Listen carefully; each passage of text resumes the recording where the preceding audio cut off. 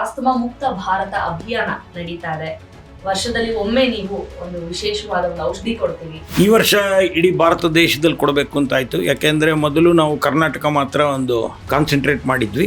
Asthma ಯಾಕೆ ಆಗುತ್ತೆ, ಅದು ಆಸ್ತಮಾ ತೀವ್ರತೆ ಯಾಕೆ ಹೋಗುತ್ತೆ, ಉಸಿರಾಡಕ್ಕೆ ಕಷ್ಟ, ನನಗೆ ಮೆಡಿಸಿನ್ ಡಿಪೆಂಡೆಂಟ್ ಆಗ್ಲೇಬೇಕು ಅನ್ನೋ ತೀವ್ರತೆ ಯಾಕೆ ಬರುತ್ತೆ ಒಬ್ಬರಿಗೆ? ಜಾಸ್ತಿ ಕಫ ಉತ್ಪತ್ತಿಯಾಗಿದ್ದೆಲ್ಲ ನೀರಿನ ಥರ ಆಗಿ ಕೊನೆಗೆ ಅದು ಹೊರಗಡೆ ಬರೋದಕ್ಕೆ ಆಗದೇ ಇದ್ದಂಥ ಸಂದರ್ಭದಲ್ಲಿ ಆ ವೀಸಿಂಗ್ ಆಸ್ತಮಾ ಅಂತ ಏನು ಹೇಳ್ತೀವಿ, ಹಾಗೆ ನೆಗಡಿ ರೈನೈಟಿಸ್ ಅಂತ ಏನು ಹೇಳ್ತೀವಿ, ಆ ಥರ ಅದೊಂದು ಕ್ರಾನಿಕ್ ಆಗಿ ಉಳ್ಕೊಂಡು ಬಿಡುತ್ತೆ. ಈಗ ಈ ವರ್ಷ ಎಷ್ಟನೇ ತಾರೀಕು ನೀವು ಮೆಡಿಸಿನ್ ಕೊಡೋದು? ನಾವು ಉಚಿತವಾಗಿ ಕೊಡುವಂಥ ಔಷಧಿಯನ್ನು ಕವರ್ಗೆ ಹಾಕಿ ಅದನ್ನು ಅವ್ರ ಮನೆಗೆ ತಲುಪಿಸುವಂಥ ವ್ಯವಸ್ಥೆಯನ್ನು ಪೋಸ್ಟಲ್ ಡಿಪಾರ್ಟ್ಮೆಂಟ್ ಮಾಡ್ತಾ ಇದೆ. ಆಸ್ತಮಾನ ಮೆಡಿಸಿನ್ ಕೊಡೋದು ಒಂದು ಭಾಗ, ಇನ್ನು ಹೇಗೆ ಅವಾಯ್ಡ್ ಮಾಡ್ಬೋದು, ಏನು ಸಿಂಪಲ್ ಕೇರ್ ಮನೆಯಲ್ಲಿ ತಗೊಳ್ಬೇಕು?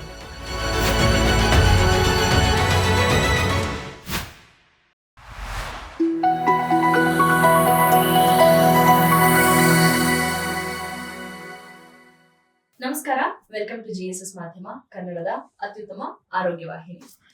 ಆರೋಗ್ಯ ವಾಹಿನಿ ಅಂದ ಮೇಲೆ ಆರೋಗ್ಯದ ವಿಚಾರವಾಗಿ ಒಂದಷ್ಟು ಮಾಹಿತಿನ ನಿಮಗೆ ತಲುಪಿಸೋ ಪ್ರಯತ್ನದಲ್ಲಿ ನಾವು ನಿರಂತರವಾಗಿ ಕೆಲಸ ಮಾಡ್ತಾ ಇದೀವಿ. ಅದರಲ್ಲಿ ಒಂದು ಹೈಲೈಟ್ ಫ್ಯಾಕ್ಟರ್, ಅದರಲ್ಲೂ ನಮ್ಮ GSS ಮಾಧ್ಯಮ ಚಾನೆಲ್ ಅಲ್ಲಿ ಅಂತ ಹೇಳಿದ್ರೆ ಡಾಕ್ಟರ್ ಚಂದ್ರಶೇಖರ್ ಅವರೇ ಹೈಲೈಟ್. ಆ ಟಾಪಿಕ್ ಅನ್ನೋದಕ್ಕಿಂತ ಡಾಕ್ಟ್ರೇ ಹೈಲೈಟ್. ಅವ್ರು ಯಾವ್ಯಾವ ವಿಚಾರದ ಬಗ್ಗೆ ಮಾತಾಡಿದಾರೋ, ಕಣ್ಣಿಂದ ಆಗಿರ್ಬೋದು, ಮಂಡಿ ನೋವಿಂದ ಆಗಿರ್ಬೋದು, ಆಸ್ತಮಾದಾಗಿರ್ಬೋದು ಇನ್ ಪರ್ಟಿಕ್ಯುಲರ್, ಅದೆಲ್ಲವೂ ನಿಮಗೆ ಎಷ್ಟು ಅವಶ್ಯಕತೆ ಇತ್ತು ಆ ಎಪಿಸೋಡ್ ನ ಮಾಡೋದು ಅನ್ನೋದನ್ನ ನಿಮ್ಮ ಕಾಮೆಂಟ್ಗಳ ಮೂಲಕ, ರೆಸ್ಪಾನ್ಸ್ಗಳ ಮೂಲಕ ನಮ್ಮ ಆಡಿಯನ್ಸ್ ನೀವು ತಿಳಿಸಿದೀರಾ. ಆನ್ ದ್ಯಾಟ್ ನೋಟ್, ಇವತ್ತು ಡಾಕ್ಟರ್ ಚಂದ್ರಶೇಖರ್ ಸರ್ ಜೊತೆಗೆ ಈ ವರ್ಷದ ಆಸ್ತಮಾದ ಔಷಧಿ ತುಂಬಾ ಜನ ಕೇಳ್ತಾನೆ ಇದ್ದಾರೆ. ಅವ್ರು ವರ್ಷಕ್ಕೊಂದ್ಸತಿ ಕೊಟ್ರು ಕೂಡ ಎನ್ಕ್ವೈರಿ ಮಾತ್ರ ವರ್ಷ ಪೂರ್ತಿ ಇರುತ್ತೆ, ಯಾವಾಗ್ಲೂ ಬೇಕು ಅಂತ ಇರುತ್ತೆ. ಅಂದ್ರೆ ಅದರ ತೀವ್ರತೆ ಎಷ್ಟಿದೆ ಆ ಆರೋಗ್ಯ ಸಮಸ್ಯೆ ಅದು ಅಂತ. ಹಾಗಾಗಿ ಅವ್ರ ಜೊತೆಗೆ ಇನ್ನೊಂದಷ್ಟು ಮಾತಾಡೋಣ. ಈ ವರ್ಷದ ಆಸ್ತಮಾ ಸಂಬಂಧಪಟ್ಟ ಆರೋಗ್ಯ ಸಮಸ್ಯೆಗಳಿಗೆ ಮೆಡಿಸಿನ್ ಯಾವಾಗ, ಹೇಗೆ, ಎಲ್ಲಿ ಸಿಗುತ್ತೆ, ಹೇಗ್ ತಗೋಬೇಕು, ನಿಮ್ಮ ಪ್ರಶ್ನೆಗೆ ಇವತ್ತು ಕಂಪ್ಲೀಟ್ ಉತ್ತರ ಸಿಗುತ್ತೆ. ಸರ್ ನಮಸ್ಕಾರ. ನಮಸ್ತೆ. ಹೇಗಿದ್ರೆ ಡಾಕ್ಟ್ರೆ? ಚೆನ್ನಾಗಿದ್ದೀನಿ. ನೀವು ಚೆನ್ನಾಗಿರೋದು ತುಂಬಾ ಮುಖ್ಯ. ಎಷ್ಟೋ ಜನರ ಹಾರೈಕೆ ಇದೆ ನಮ್ ಡಾಕ್ಟರ್ ಚೆನ್ನಾಗಿರ್ಬೇಕು. ಯಾಕಂದ್ರೆ ನಿಮ್ಮ ಕೈಗುಣ ಅಂತದ್ದು ನೀವು ಕೊಡುವ ಮೆಡಿಸಿನ್ ಇದೆಯಲ್ಲ ಡಾಕ್ಟರ್, ನಿಜ ಹೇಳ್ಬೇಕು ಅಂದ್ರೆ ಪ್ರತಿದಿನ ಒಂದ್ ಎನ್ಕ್ವೈರಿ, ಒಂದ್ ಫೋನ್ ಇರ್ಬೋದು, ಇಮೇಲ್ ಇರ್ಬೋದು, ವಾಟ್ಸ್ಆಪ್ ಇರ್ಬೋದು, ನಾವು ನಿತ್ಯಕ್ಕೆ ಒಂದು ಎನ್ಕ್ವೈರಿ ಬಂದೇ ಬರುತ್ತೆ. ಡಾಕ್ಟರ್ ನಂಬರ್ ಕೊಡಿ, ಡಾಕ್ಟರ್ ಚಂದ್ರಶೇಖರ್ ನಂಬರ್ ಕೊಡಿ ಅಂತ. ಕಾಲ್ಸ್ ಬರುತ್ತಾ ನಿಮ್ಗೆ? ಬರುತ್ತೆ. ಅವ್ರಿಗೆಲ್ಲರಿಗೂ ಧನ್ಯವಾದಗಳು. ಬರ್ತಾ ಇರ್ಲಿ ಕಾಲ್, ಪರವಾಗಿಲ್ಲ. ಇನ್ನು ಪ್ರತಿ ವರ್ಷ ಈಗಾಗಲೇ 3 ವರ್ಷದಿಂದ ಸತತವಾಗಿ ನಾವು ಆಸ್ತಮಾ ಮುಕ್ತ ಭಾರತ ಅಭಿಯಾನ ನಡೀತಾ ಇದೆ. ವರ್ಷದಲ್ಲಿ ಒಮ್ಮೆ ನೀವು ಒಂದು ವಿಶೇಷವಾದ ಒಂದು ಔಷಧಿ ಕೊಡ್ತೀವಿ. ಅದರಿಂದ ನಾವು ನಿಮ್ಮ ಕ್ಲಿನಿಕ್ ಬಂದಾಗ್ಲೂ ಸುಮಾರು ಜನ ಹೇಳೋದ್ ಕೇಳಿದೀವಿ, ನೀವ್ ಹೇಳೋದನ್ನ ಕೇಳಿದೀವಿ, ನಮ್ಮ ಆಡಿಯನ್ಸ್ ಕೂಡ ಹೇಳಿದ್ದಾರೆ. ಅದನ್ನ ತಗೊಂಡ್ಮೇಲೆ ಮತ್ತೆ ನಂಗೆ ಅಷ್ಟು ತೀವ್ರತೆ ಇಲ್ಲ, ಮರುಕಳಿಸಿಲ್ಲ, ಕಮ್ಮಿ ಆಗಿದೆ ಆ ತೀವ್ರತೆ, ಅಥವಾ ಕೆಲವರು ವಾಸಿನೇ ಆಗಿದೆ, ಆದ್ರೂ ನಂಗೆ ಇಶ್ಯೂ ಇತ್ತು ಅಂತ ವರ್ಷ ಕೊಟ್ಟಾಗ ತಗೋತೀನಿ ಅಂತೆಲ್ಲ ಹೇಳಿದ್ದಾರೆ. ಸೊ ಈ ವರ್ಷದ ಆಸ್ತಮಾ ಮೆಡಿಸಿನ್ ನ ಕೊಡುವ ವಿಚಾರದ ಬಗ್ಗೆ ನಿಮ್ಮ ಹತ್ರ ತಿಳ್ಕೊಳ್ಬೇಕು. ಏನ್ ತಯಾರಿ ಆಗ್ತಿದೆ ಡಾಕ್ಟರ್? ಈ ವರ್ಷ ಇಡೀ ಭಾರತ ದೇಶದಲ್ಲಿ ಕೊಡಬೇಕು ಅಂತ ಆಯ್ತು. ಯಾಕೆಂದ್ರೆ ಮೊದಲು ನಾವು ಕರ್ನಾಟಕ ಮಾತ್ರ ಒಂದು ಕಾನ್ಸಂಟ್ರೇಟ್ ಮಾಡಿದ್ವಿ. ಈ ವರ್ಷ ಇಡೀ ಭಾರತದಲ್ಲಿ ಕೊಡಬೇಕಾಗಿರೋದ್ರಿಂದ ಬೇರೆ ಬೇರೆ ಭಾಷೆಗಳಲ್ಲಿ ಅವರಿಗೆ ತಲುಪಿಸುವ ರೀತಿಯಲ್ಲಿ ಬೇಕಾದಂಥ ಒಂದು ಫ್ಲೇರ್ ರೆಡಿ ಮಾಡಿ ಅದನ್ನು ಎಲ್ಲ ಕಡೆಗೂ ಕಳಿಸುವಂಥದ್ದು. ಆಯಾ ರಾಜ್ಯಗಳಿಂದ ಎನ್ಕ್ವೈರಿಗಳು ಬಂದಾಗ ಅದನ್ನು ತೆಗೆದುಕೊಳ್ಳೋದಕ್ಕೆ ವೆಬ್ಸೈಟ್ನ ಒಂದು ಅದಕ್ಕೋಸ್ಕರನೇ ಮಾಡಿ ಅವರುಗಳ ಹೆಸರುಗಳು, ವಿಳಾಸಗಳು ತೆಗೆದುಕೊಂಡು ಅವರಿಗೆ ಮನೆಗೆ ತಲುಪಿಸುವಂತ ಒಂದು ಕೆಲಸವನ್ನು ಈ ಸಲ ಮಾಡ್ತಾ ಇದ್ದೀವಿ ನಾವು. ತುಂಬಾ ಬೇಕಾಗಿದ್ದು. ಲಾಸ್ಟ್ ಟೈಮು ನೀವು ತುಂಬಾ ಪ್ರಯತ್ನ ಪಟ್ರಿ, ತುಂಬಾ ಓಡಾಡಿದ್ರಿ, ತುಂಬಾ ಎಫರ್ಟ್ಸ್ ಹಾಕಿದ್ರಿ ಎಲ್ರಿಗೂ ತಲುಪಿಸ್ಬೇಕು ಅಂತ. ಈ ಸತಿ ಅದು ಇನ್ನೂ ಚೆನ್ನಾಗಿ ಸ್ಟ್ರೀಮ್ ಲೈನ್ ಮಾಡಿ ಮಾಡ್ತಾ ಇದೀರಿ ಅಂತ ಹೇಳಿದ್ರಿ. ಅಂಡ್ ನಮ್ಮ ಆಡಿಯನ್ಸ್ ಗೆ ಹೇಳ್ತೀನಿ, ಏನ್ ಫ್ಲೈಯರ್ಸ್ ಮಾಡಿದ್ದಾರೆ ಅದ್ರಲ್ಲಿ ಸಂಪೂರ್ಣ ಮಾಹಿತಿ ಇದೆ. ಅದು GSS ಮಾಧ್ಯಮ ಸೋಷಿಯಲ್ ಮೀಡಿಯಾ ಅಂದ್ರೆ ಇನ್ಸ್ಟಾಗ್ರಾಮ್ ಮತ್ತೆ ಫೇಸ್ಬುಕ್ ನಲ್ಲಿ ಕೂಡ ಎಪಿಸೋಡ್ ಆದ ನಂತರ ನಿಮಗೆ ಆ ಫ್ಲೈಯರ್ಸ್ ಈಸಿಯಾಗಿ ಸಿಗುತ್ತೆ. ಖಂಡಿತ ನೋಡಿ. ಡಾಕ್ಟ್ರೆ, ನಾವು ಈಗಾಗಲೇ 3 ವರ್ಷದಿಂದ ಮಾಡ್ತಾ ಇದೀವಿ. ಬಟ್ ಇವತ್ತು ಯಾರಾದ್ರೂ ಹೊಸ ಆಡಿಯನ್ಸ್ ಇದ್ರೆ, ನಮ್ಮ ಈ ಎಪಿಸೋಡ್ ನ ನೋಡ್ತಾ ಇರೋದಿದ್ರೆ, ಒಂದು ಸಣ್ಣದಾಗಿ ಅವ್ರಿಗೆ ಏನಿದು ಅಂತ ಹೇಳೋದಕ್ಕೆ, ಆಸ್ತಮಾ ಯಾಕೆ ಆಗುತ್ತೆ, ಅದು ಆಸ್ತಮಾ ತೀವ್ರತೆ ಯಾಕೆ ಹೋಗುತ್ತೆ, ಉಸಿರಾಡಕ್ಕೆ ಕಷ್ಟ, ನನಗೆ ಮೆಡಿಸಿನ್ ಡಿಪೆಂಡೆಂಟ್ ಆಗ್ಲೇಬೇಕು ಅನ್ನೋ ತೀವ್ರತೆ ಯಾಕೆ ಬರುತ್ತೆ ಒಬ್ರಿಗೆ? ಕಾರ್ತಿಕ ಮಾಸದ ಕೊನೆ ಮತ್ತು ಮಾರ್ಗಶಿರ ಮಾಸದ ಮೊದಲನೇ 15 ದಿವಸಗಳು, ಕಾರ್ತಿಕಸ್ಯ ಅಂತಿಮ ಪಕ್ಷ, ಮಾರ್ಗಶೀರ್ಷ ಮಾಧ್ಯಮ ಅಂತ ಹೇಳ್ತಾರೆ. ಆ 2 ಯಮದಮಷ್ಟ ಕಾಲ ಅಂತ ಕರೀತಾರೆ. ಆ ಸಂದರ್ಭದಲ್ಲಿ ನಾವು ತಿನ್ನುವಂಥ ಆಹಾರ ಜಾಸ್ತಿ ಇರುತ್ತೆ. ಚಳಿಗಾಲದಲ್ಲಿ ಹೆಚ್ಚು ಆಹಾರ ತಗೋತೀವಿ, ಹಾಗಾಗಿ ಕಫ ಜಾಸ್ತಿ ಉತ್ಪತ್ತಿ ಆಗುತ್ತೆ. ಈ ಕಫ ಉತ್ಪತ್ತಿ ಆದಂಥದ್ದನ್ನ ಹೊರಗೆ ಹಾಕೋದಕ್ಕೆ ಅವಕಾಶ ಇಲ್ಲದೆ ಇರೋದ್ರಿಂದ ಅದನ್ನು ಜನವರಿ ಫೆಬ್ರವರಿನಲ್ಲಿ ಅದರ ಒಂದು ವಿಲಯನ ಅಂತ ಆಗುತ್ತೆ. ಅಂದರೆ ಅದು ಜಾಸ್ತಿ ಕಫ ಉತ್ಪತ್ತಿಯಾಗಿದ್ದೆಲ್ಲ ನೀರಿನ ಥರ ಆಗಿ ಕೊನೆಗೆ ಅದು ಹೊರಗಡೆ ಬರೋದಕ್ಕೆ ಆಗದೇ ಇದ್ದಂಥ ಸಂದರ್ಭದಲ್ಲಿ ಆ ವೀಸಿಂಗ್ ಆಸ್ತಮಾ ಅಂತ ಏನು ಹೇಳ್ತೀವಿ, ಹಾಗೆ ನೆಗಡಿ ರೈನೈಟಿಸ್ ಅಂತ ಏನು ಹೇಳ್ತೀವಿ, ಆ ಥರ ಅದೊಂದು ಕ್ರಾನಿಕ್ ಆಗಿ ಉಳ್ಕೊಂಡು ಬಿಡುತ್ತೆ. 2 ತಿಂಗಳು 3 ತಿಂಗಳು ಉಳ್ಕೊಳ್ಳೋಂಥದ್ದು ಇರುತ್ತೆ. ಅದಾದಮೇಲೆ ಅದು ಹಾಗೆ ಕಂಟಿನ್ಯೂ ಆಗಿಬಿಡುತ್ತೆ. ಹಾಗಾಗಿ ಜ್ವರನೂ ಬರುತ್ತೆ. ಈ ಒಂದು ಕಫ ಬಂದಾಗ ತುಂಬ ಜ್ವರನೂ ಕೂಡ ಬರುತ್ತೆ. ಈ ಸಂದರ್ಭದಲ್ಲಿ ನಾವು ಅಷ್ಟಾಂಗ ಹೃದಯ ಮತ್ತು ಸುಶ್ರುತ ಇವ್ರನ್ನೆಲ್ಲ ಜ್ಞಾಪಿಸ್ಕೋಬೇಕು. ಅವರೆಲ್ಲ ತುಂಬ ಕ್ಲೀನಾಗಿ ಬರೆದ್ಬಿಟ್ಟಿದ್ದಾರೆ. ಈ ಸಂದರ್ಭದಲ್ಲಿ ನಾವು ಏನು ಮಾಡಬೇಕು, ಹೇಗಿರಬೇಕು, ಈ ರೀತಿ ಋತುಚರ್ಯ ಅಂತ ಕರಿತೀವಿ ಅದನ್ನು ಹೇಳಿದ್ದಾರೆ. ಮತ್ತು ಈ ಸಂದರ್ಭದಲ್ಲಿ ಬಂದರೆ ಅಕಸ್ಮಾತ್ ಬಂದರೆ ಏನು ಔಷಧಿ ತೊಗೋಬೇಕು, ಹೇಗೆ ತೊಗೋಬೇಕು ಅನ್ನೋದನ್ನು ಅಲ್ಲೇ ಸ್ಪೆಸಿಫಿಕ್ಕಾಗಿ ಹೇಳಿಬಿಟ್ಟಿದ್ದಾರೆ.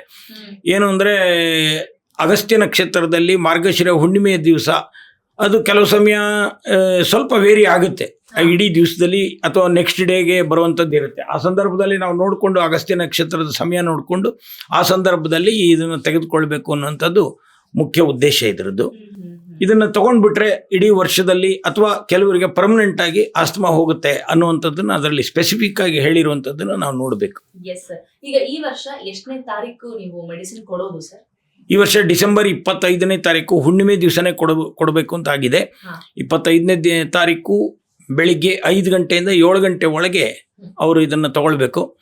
ಯಾರ್ಯಾರು ತಗೊಳ್ಬೇಕು ಅಂತಿದ್ದಾರೋ ಅವರೆಲ್ಲ ಆ QR ಕೋಡನ್ನು ಒತ್ತಿದ್ರೆ ಒಂದು ವಿಳಾಸ ಕೊಡಿ ಅಂತ ಬರುತ್ತೆ. ಆ ವಿಳಾಸವನ್ನು ಅದರೊಳಗೆ ಫಿಲಪ್ ಮಾಡಿಬಿಟ್ಟು ನಮಗೆ ಕಳಿಸ್ಬಿಟ್ರೆ ಅವ್ರ ಮನೆಗೆ ತಲುಪುವಂತೆ ಮಾಡ್ತೀವಿ.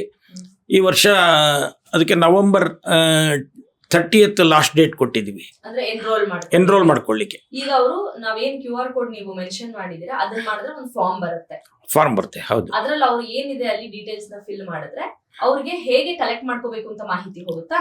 ಇನ್ನೊಂದು QR ಕೋಡ್ ಹೇಗೆ ತಗೋಬೇಕು, ಯಾವಾಗ ಎಲ್ಲವೂ ಅದರೊಳಗೆ ಡೀಟೇಲ್ ಆಗಿ ಸಿಗುವಂತ ಇನ್ನೊಂದು QR ಕೋಡ್ ಇರುತ್ತೆ. ಅದನ್ನ ನಾವು ಅವ್ರಿಗೆ ಕಳಿಸ್ಕೊಡ್ತೀವಿ. ಆದ್ರೆ 2ನೇ ಭಾಗ ಏನ್ ಪ್ರಾಸೆಸ್ ಇರುತ್ತೆ ಸರ್? ಇವಾಗ ಎನ್ರೋಲ್ಮೆಂಟ್ ನಾ ಮಾಡ್ಕೊಂಡೆ, ನನ್ನ ಹೆಸರು ನಿಮಗ್ ಬಂತು, ನನಗ್ ಬೇಕು, ರೂಪಶ್ರೀಗ್ ಬೇಕು ಅಂತ, ನನಗೆ ತಲುಪಿಸುವ ಬಗೆ ಹೇಗೆ, ನನಗೆ ಹೇಗೆ ತಲುಪುತ್ತಾರೆ? ಈ ಬಾರಿ ನಮ್ಮ ಜೊತೆ ಪೋಸ್ಟಲ್ ಡಿಪಾರ್ಟ್ಮೆಂಟ್ ಕೈ ಜೋಡಿಸಿದೆ.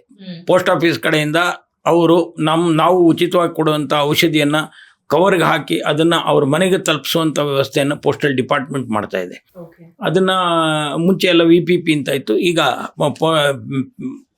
ಪೇಬಲ್ ಮೊದಲೇ ಇದನ್ನು ಕೊಟ್ಬಿಟ್ಟು ಅವ್ರು ಬಿಡಿಸ್ಕೊಳ್ಬೋದು. ಅದನ್ನು ಅವ್ರ ಮನೆಗೇ ಔಷಧಿ ಹೋಗುತ್ತೆ. ಹೇಗೆ ತೊಗೊಳ್ಳೋದು ಅನ್ನೋದಕ್ಕೆ ಅದರಲ್ಲೂ ಒಂದು QR ಕೋಡಿನ ಒಂದು ಸ್ಲಿಪ್ ಇರುತ್ತೆ. ಅದನ್ನು ನೋಡಿಕೊಂಡು ಡೀಟೇಲ್ಸ್ ಕೂಡ ಇರುತ್ತೆ ಅದರೊಳಗೆ ಬೇರೆ, ಅದನ್ನು ಕೂಡ ನೋಡಿಕೊಂಡು ಅವ್ರು ಮಾಡ್ಕೊಳ್ಬೋದು ಮನೆಯಲ್ಲೇ.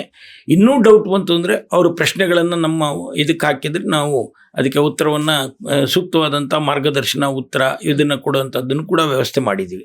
ಅದರ ಜೊತೆಗೆ ಈ ಎಪಿಸೋಡ್ ನಲ್ಲೇನೆ ಡಿಸ್ಕ್ರಿಪ್ಷನ್ ಅಲ್ಲಿ ನಿಮಗೆ ಹೇಗೆ ತಗೋಬೇಕು ಅಂತ ಹೋದ ವರ್ಷ ಒಂದು ವಿಡಿಯೋ ಮಾಡಿದ್ವಿ, ಅದರ ಲಿಂಕ್ ಹಾಕಿರ್ತೀವಿ. ಜೊತೆಗೆ ಇವಾಗ ಏನ್ ವೆಬ್ಸೈಟ್ ಮಾಡಿದ್ದಾರೆ, QR ಕೋಡ್ ಕೊಟ್ಟಿದ್ದಾರೆ, ಅದರಲ್ಲೂ ಕೂಡ ಇನ್ಸ್ಟ್ರಕ್ಷನ್ಸ್ ಇರುತ್ತೆ ಸರ್. ಜೊತೆಗೆ ಈ ಸತಿ ಇದೊಂದು ಏನು ಔಷಧಿ ಕೊಡುವಂತದ್ದು ಮಾಡಿದೀವಲ್ಲ, ಅದು ಯಾವ ಸಮಯಕ್ಕೆ ತಗೋಬೇಕು, ಹೇಗೆ ತಗೋಬೇಕು, ಯಾರು ತಗೋಬೇಕು, ಅದೆಲ್ಲವೂ ಮೆನ್ಷನ್ ಆಗಿರುತ್ತೆ.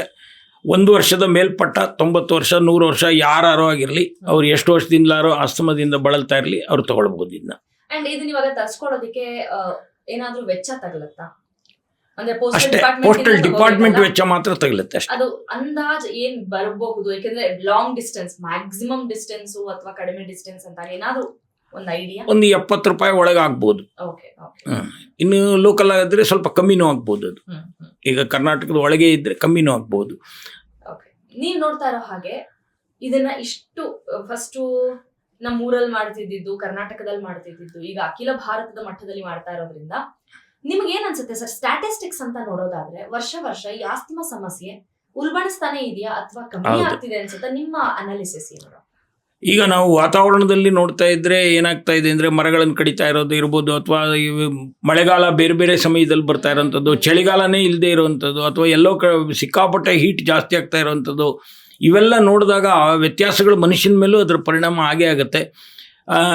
ಕೇವಲ ನಾವು ಹಿಂದೆ ಅಂತ ಇದ್ವಿ ಧೂಳಿರೋ ಜಾಗದಲ್ಲಿ, ಹೊಗೆ ಇರೋ ಜಾಗದಲ್ಲಿ, ಅಥವಾ ಎಲ್ಲೋ ಕೆಲವು ಗಿಡಗಳಿಂದಾಗಿ ಬರುತ್ತೆ ಅಂತ. ಈಗ ಅದೆಲ್ಲದಕ್ಕಿಂತ ಮೀರಿದಂಥ ಒಂದು ಇದನ್ನು ನಾವು ನೋಡ್ತಾ ಇದ್ವಿ.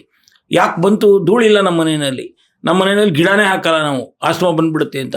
ಈ ರೀತಿ ಇದ್ದಂಥ ಮನೆಗಳಲ್ಲೂ ಆಸ್ತಮಾ ಬರ್ತಾ ಇರೋವಂಥದ್ದು ನಾವು ನೋಡ್ತಾ ಇದ್ವಿ. ಅಂದರೆ ವಾತಾವರಣದಲ್ಲೇ ಬದಲಾವಣೆ ಆಗೋಗ್ಬಿಟ್ಟಿದೆ. ಈಗ ಇಡೀ ಇದರಲ್ಲೇ ಶುದ್ಧವಾದಂಥ ವಾತಾವರಣ ಇಲ್ಲದೆ ಇರೋದ್ರಿಂದ ಅನೇಕ ಜನರಿಗೆ ಹೇಗೆ ಬರುತ್ತೆ ಅಂತಲೇ ಗೊತ್ತಿಲ್ಲ, ಒಟ್ನಲ್ಲಿ ಬರ್ತಾ ಇದೆ. ಅಲರ್ಜಿ ಅನ್ನೋದನ್ನ ಒಂದು ಪದ ಹೇಳ್ಬಿಡ್ತೀವಿ ನಾವು, ಆದರೆ ಇದು ಒಂದೇ ಪದ ಅಲ್ಲ, ಇದಕ್ಕೆ ವಿವಿಧವಾದಂಥ ಬೇರೆ ಬೇರೆ ಕಾರಣಗಳು ಇರುತ್ತೆ. ಮನೆಗಳಲ್ಲಿ ಎಷ್ಟೇ ಶುದ್ಧವಾಗಿದ್ರೂ ಆಸ್ತಮಾದಿಂದ ಸಫರ್ ಮಾಡ್ತಿರುವಂಥ ಜನ ತುಂಬ ಇದ್ದಾರೆ. ಇವತ್ತು ಡಯಾಬಿಟೀಸ್ನಿಂದ ಸಫರ್ ಮಾಡ್ತಿರೋರು ತುಂಬ ಜನ ಇದ್ದಾರೆ. ಡಯಾಬಿಟೀಸ್ ಯಾಕೆ ಬಂತು ಅಂತಲೇ ಗೊತ್ತಿಲ್ಲ, ತಂದೆ ತಾಯಿಗಿಲ್ಲ, ನಾನು ಏನೂ ಅಷ್ಟು ಜಾಸ್ತಿ ತಿನ್ನಲ್ಲ, ಹೊರಗಡೆನೂ ಏನೂ ತಿನ್ನಲ್ಲ, ಅಂಥವ್ರಿಗೂ ಬಂದಿದೆ ಡಯಾಬಿಟೀಸ್. ಯಾಕೆ ಬಂದಿದೆ? ಆ ಥರ ಕಷ್ಟ ಆಗ್ತಾ ಇದೆ. ಯಾಕೆ ಅಂದರೆ ಅಡಲ್ಟ್ರೇಟೆಡ್ ಫುಡ್. ನಾವು ಮೊನ್ನೆ ನೋಡಿದ್ವಿ, ಮಹಾರಾಷ್ಟ್ರದಲ್ಲಿ ಸಾವಿರಾರು ಲೀಟರ್ ಹಾಲನ್ನು ಚೆಲ್ಲಿದ್ರು. ತುಕಾರಾಮ್ ಅಂತ ಈಗ IAS ಅಧಿಕಾರಿ ಬಂದಿರೋರು ಅಡಲ್ಟ್ರೇಷನ್ ಬಗ್ಗೆನೇ ಕೆಲಸ ಮಾಡ್ತಾ ಇದ್ದಾರೆ. ಇವತ್ತು ಮಹಾರಾಷ್ಟ್ರದಲ್ಲಿ ಹಾಲು ಸಿಗ್ತಾ ಇಲ್ಲ, ಭಾಳ ಕಷ್ಟ ಆಗ್ತಾ ಇದೆ. ಶುದ್ಧವಾದ ಹಾಲೇ ಸಿಗ್ತಾ ಇಲ್ಲ.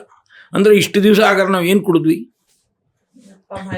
ಭಯ ಆಗುತ್ತೆ. ಹೌದು, ಇವತ್ತು ಕ್ಯಾನ್ಸರ್ ಅಷ್ಟೇ. ಇವತ್ತು ಯಾವ್ದು ವಿಡಿಯೋ ನೋಡಿದೆ 75% ತುಂಬ ಹೋಗುವಷ್ಟು ನಮ್ಮ ಭಾರತ ಮಟ್ಟದಲ್ಲಿ ಅಷ್ಟು ಸ್ಪೀಡ್ ಆಗಿ ಜಾಸ್ತಿ ಆಗ್ತದೆ. 75% ಆಗ್ತಾ ಇದೆ ಕ್ಯಾನ್ಸರ್ ಅನ್ನುವಂತ ಸಮಸ್ಯೆ. ಎಲ್ಲ ಅಡಲ್ಟ್ರೇಟೆಡ್ ಫುಡ್, ಆಯಿಲ್, ನಿಜ, ಅಡಿಗೆ ಎಣ್ಣೆ. ಡಾಕ್ಟ್ರೆ, ಈ ನಿಟ್ಟಿನಲ್ಲಿ ನೋಡೋದಾದ್ರೆ ಸಣ್ಣದಾಗಿ ನೀವು ಟಿಪ್ಸ್ ಕೊಡ್ತೀರಿ ಅಂತ ಅನ್ನೋದಾದ್ರೆ, ಆಸ್ತಮಾನ ಮೆಡಿಸಿನ್ ಕೊಡೋದು ಒಂದು ಭಾಗ, ಇನ್ ಹೇಗೆ ಅವಾಯ್ಡ್ ಮಾಡ್ಬೋದು? ಏನ್ ಸಿಂಪಲ್ ಕೇರ್ ಮನೆಯಲ್ಲಿ ತಗೊಳ್ಬೇಕು ಅಂತೀರಾ? ಅಷ್ಟೇ, ಬೇಕರಿ ಐಟಮ್ಸ್ ತಿನ್ನಬಾರ್ದು. ಆದಷ್ಟು ತೀರಾ ಅನಿವಾರ್ಯ ಆದಾಗ ಮಾತ್ರ ತಿನ್ನಬೇಕು. ದಿನಾ ಅದೇ ಕೆಲವರು ಮನೆಗಳಲ್ಲಿ ಇರುವಂಥದ್ದಿದೆ.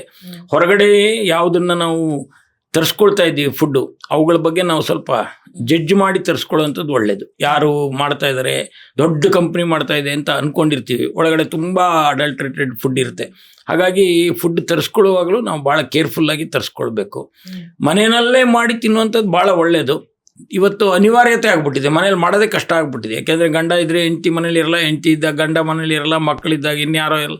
ಈ ಥರ ಆಗಿ ಎಲ್ಲರಿಗೂ ಹೊರಗಡೆಯಿಂದ ಸುಲಭವಾಗಿ ಸಿಗ್ತಾ ಇದೆ ಅನ್ನುವಂಥದ್ದು ಆಗ್ಬಿಟ್ಟಿರೋದ್ರಿಂದ ಇವತ್ತು ಅನೇಕ ಜನರಿಗೆ ಈ ಥರ ಅನೇಕ ಕಾಯಿಲೆಗಳು ಬರ್ತಾ ಇದೆ. ಆಸ್ತಮಾ ಒಂದೇ ಅಂತ ನಾನು ಹೇಳ್ತಾ ಇಲ್ಲ, ಆದರೆ ಸ್ಪೆಸಿಫಿಕಲಿ ಆಸ್ತಮಾ ಬಂದ ಮೇಲೆ ಅವರು ಒದ್ದಾಡೋದು ನೋಡಿದಾಗ ನಮ್ಗೆ ಅನಿಸುತ್ತೆ, ಅವರು ಹೇಳ್ತಾರೆ ನಮಗೆ, ಸರ್ ಈ ಥರ ಬಂದುಬಿಟ್ಟಾಗ ಯಾರು ವಿಷ ತಂದ್ಕೊಟ್ಬಿಟ್ರೆ ಖಂಡಿತ ಕುಡಿದ್ಬಿಡ್ತೀನಿ ಅಂತಾರೆ. ಯಾಕೆಂದರೆ ಅಷ್ಟು ಉಸಿರಾಡೋಕ್ಕೆ ಆಗಲ್ಲ ಅಂದಮೇಲೆ ಇನ್ನು ಬದುಕಿದ್ದೇನು ಪ್ರಯೋಜನ? ಈ ಥರ ಬಂದುಬಿಡ್ತಾರೆ ಅವರು. ಇಂಥ ಒಂದು ಸಮಸ್ಯೆಗಳು ಭಾಳ ಸುಲಭವಾಗಿ ವಾಸಿ ಮಾಡ್ಕೊಳ್ಬೋದು ಅಂದರೆ ಡಿಸೆಂಬರ್ 25 ಆ ಒಂದು ಔಷಧಿಯನ್ನು ತಗೊಳ್ಳೋವಂಥದ್ದು ಬಾಳೆಹಣ್ಣಿನಲ್ಲಿ. ಎಷ್ಟೋ ಜನಕ್ಕೆ ನೀವು ಅಥವಾ ನಿಮ್ಮ ಈ ಔಷಧಿ ತುಂಬಾ ದೊಡ್ಡ ಪರಿಹಾರ, ಅವರಿಗೆ ಜೀವನ ಎರಡು ಉಳಿಸುವಂತಹ ದೊಡ್ಡ ಪರಿಹಾರ ಆಗಿದೆ. Thank you so much sir. Thank you madam, ಧನ್ಯವಾದ.